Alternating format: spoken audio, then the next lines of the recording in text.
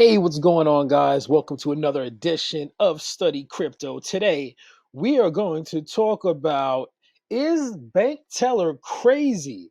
Bank Teller from Elephant Money, obviously the creator of Elephant Money. We're going to dive into that because since there's been a lot of talk and a lot of things going around about him and the project and everything, I'm going to give you my thoughts and a breakdown of everything in a moment and let you know whether I think Elephant Money is still worth a investment or not.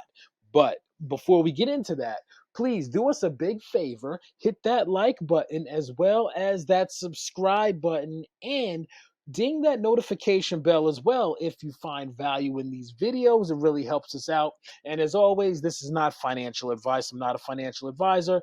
Investing is risky, so do your own research. All right. And this is not financial advice. Once again, just want to make sure you know that. So let's get into it. So, is Bank Teller crazy? So, for those of you that don't know, Bank Teller, aka Tony Perkins, okay, which is the creator of Elephant Money, which we're looking at right here. This is him, Tony Perkins. This is his LinkedIn page. He is the creator of Elephant Money. He's fully doxed with the project, him and his team. He has an incredible resume, Fidelity, State Street Capital. He's really, graduate of MIT. This guy's the real deal in terms of understanding technology and finance and so forth. However, this is Elephant Money. This is the protocol. It's down a little bit, only $496 million in the protocol right now, down from like 550 million. Now, the big deal is the reason why we say is Tony Perkins, aka the bank teller, crazy, is because he had an AMA recently that I was on. A lot of people were on. You were probably on, maybe not, or you heard about it, where he really ruffled the feathers of the community, basically getting angry and cursing and yelling at people uh, for not being as responsible as he would like them to be in dealing with their crypto and dealing with the protocol in general. And if you didn't see, there was a big uproar in the Telegram group. People were trying to do damage control, and it was a bit of a mess. And if you see here with the price of Elephant Money, the price that shot down. This day is when the price shot down. After the price went down, he did the AMA, and the price went further down because I guess people pulled out because they were unhappy with his AMA. And the price went down, and as you can see here, it's starting to pump back up a little bit. But that's basically what happened. And so here's my thoughts on the AMA and everything that went down. So if, like I said, he was getting angry with people, he was cursing, and so basically, he's a very smart guy in creating this protocol. It's a very sophisticated protocol, Elephant Money. It takes a lot of intelligence to put this together. It's a very unique code. And one of the things that this project offers that a lot of projects don't is this stablecoin um, strategy with this, which is pretty much low risk. Okay, again, this is a great protocol, and the way the Elephant Money works is essentially the Elephant Money is like a reflection token, the elephant, and then the trunk is the stablecoin. The stablecoin investments help propel the elephant token higher. It's a really sophisticated, nice strategy, simple yet elegant. And in order to create something like this, you have to be pretty smart. And as he spoke on the AMA, as well as other AMAs, one of the things that you have to know in order to put something like this together and make it a successful protocol is game theory. And game theory is basically, to simplify the term, it's about how incentives work, how to incentivize people to do actions that you like, and how to de incentivize people to do actions that you don't like. Or another way to say it, to incentivize actions that make the protocol work versus to de incentivize actions that don't make the protocol work and succeed. Okay, and so that's like really one of his strong suits. That's really what's built into this protocol. Now, with that said, with his brilliance in, I guess, theoretical, mathematical, financial game theory in that sense, he made, in my opinion, a big boo boo because what he did was he angered his community. I mean, if you are trying to incentivize people to invest with you, you don't yell and curse at your clients. Okay? That's, 101. And I don't think he got that memo. And I akin basically his outburst on that AMA. It reminds me of how Steve Jobs was with his employees. Okay, if you're familiar with Steve Jobs, the late great inventor of Apple, he would yell and scream and curse at the employees who worked with Apple because he was so passionate about Apple and creating Apple and making it the biggest brand in the world, which he succeeded in doing. And when you're dealing with your employees at a company, you can yell at them and scream at them if you feel necessary. Sometimes it's not the best way to lead, but sometimes it creates the results that you're looking for. And in Steve Jobs' case, it created the results he was looking for. It created Apple, which kicked butt for, forever, and it's still kicking butt. But you can't take that same approach with your average investor. Your average investor, especially a crypto investor, retail investor, is not going to tolerate being yelled at and cursed at and basically made to feel stupid. And I get why he was doing it. He was very passionate about security and safety and responsibility in crypto. And there were people in the AMA that were asking questions that clearly alluded to them not being as safety minded and responsible as he would like to see the overall community. And that's what got him up in arms.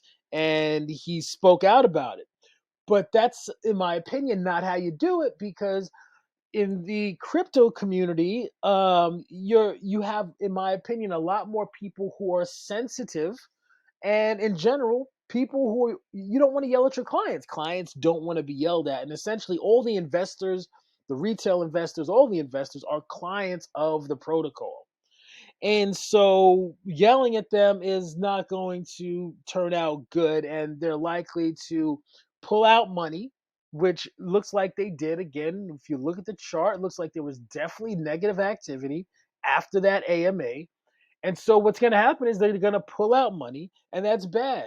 And what's even worse is what they'll probably do is they'll pull out money. They might not invest again because, for lack of a better word, you hurt their feelings. You made them feel disrespected. And what some people will probably do is go out there and spread FUD about the project, which will make other people not get into it. Okay?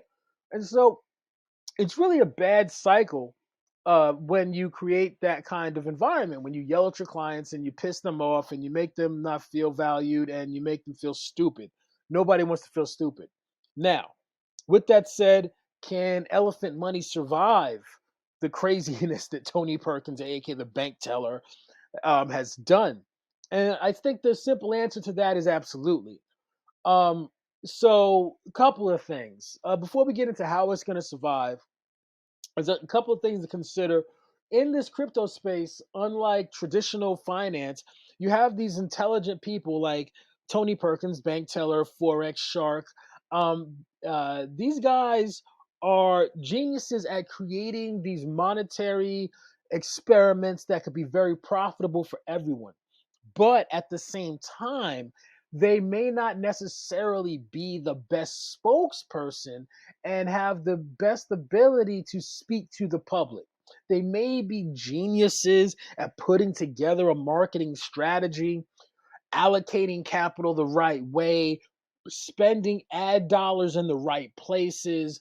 Okay, they may be geniuses at that, but when you put them in front of a hot mic and they're forced to field live questions from people, they are not necessarily the best ones to do that. Very few people are like a Steve Jobs. Steve Jobs had his genius at putting together the company, at marketing, as well as being the face of the company to the public. He can field the questions from the reporters easily. He gave these masterful presentations that are iconic. The wait, just one more thing, right? He made that little tagline iconic. He was a genius at both ends of the spectrum, okay? These guys aren't Steve Jobs. They're geniuses, but they're not a Steve Jobs where they can be behind the camera in the boardroom in front of the computer putting together the project, as well as in front of the camera being the face talking to the public the right way. And that is the biggest stumbling block that a lot of these DeFi projects are having, particularly Elephant Money right now.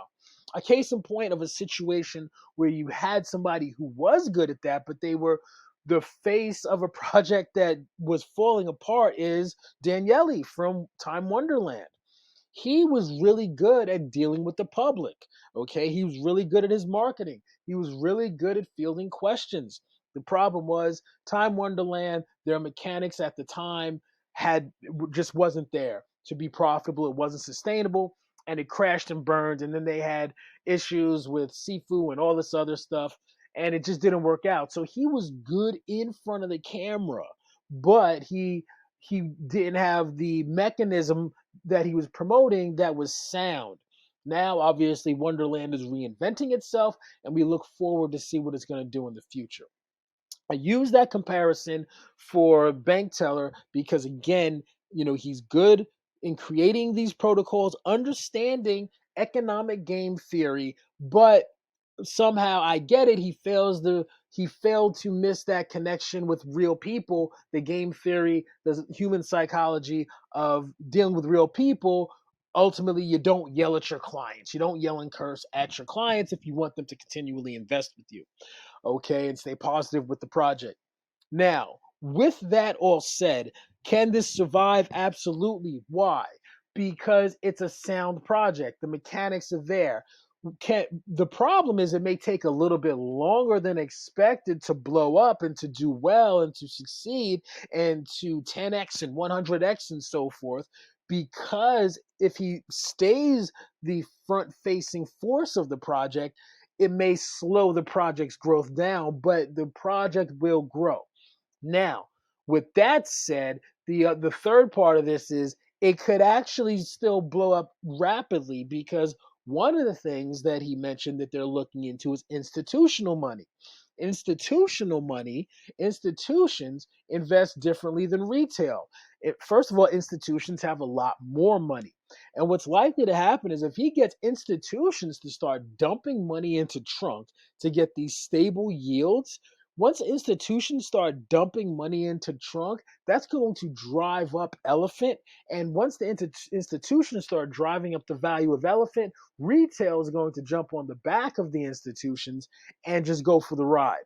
So the project, the protocol could survive with a boost from institutions, which will help it grow fast and will bring the retail investors back in, because ultimately these projects can survive without retail. Crypto and DeFi is growing at such a rapid pace. The real money is with institutions, and if institutions see the opportunity and they jump in, the project will survive. And it'll just be the retail investor who didn't feel respected on an AMA that will miss out on the earnings potential from Elephant Money. So that's pretty much how that works. Me personally, I don't mind when he's yelling and cursing. I find it entertaining. Because when he's yelling and cursing, to me, that's a sign of somebody who's passionate about profitability with my money if I'm investing in them. Okay, to me, that's a sign that he's passionate. I personally like that approach. I don't mind it. He's yelling and cursing. I get it. It doesn't bother me. It shows conviction behind what you're doing, in my opinion. But a lot of retail investors don't see it that way. Especially in crypto, you tend to have people who are more on the inexperienced side and younger side. When I say younger, under 30, under 20. And that approach might remind them of their parents yelling at them, and they don't want to be associated with something like that. And that makes them want to pull out of the project, not invest, and then go do a bunch of YouTube videos on how bad the project is because they got their feelings hurt and they felt disrespected. And so I totally get it. So that's pretty much it. So I don't think the bank teller is crazy. I think that he just doesn't have the best PR skills. And I think if he wants to see rapid growth with this project, he'll hire some PR person who's smart enough to understand how this project's working, who's able to answer questions on the fly, okay, and give the community, give potential investors the answers they're looking for, make them feel good about themselves, and get them hyped up about the project. Okay, that's ideally what he would. I would, if I was him, I would hire somebody like that, because that's what a lot of companies, a lot of funds, and so forth usually do. They'll hire a front man to do that PR face to face with the public, that understands enough of how the project works to field those questions and be able to make the public and the clients and future clients feel good and invest more. And thus far, there's only a narrow audience is really going hard with elephant money, based upon the recent AMAs of the bank teller.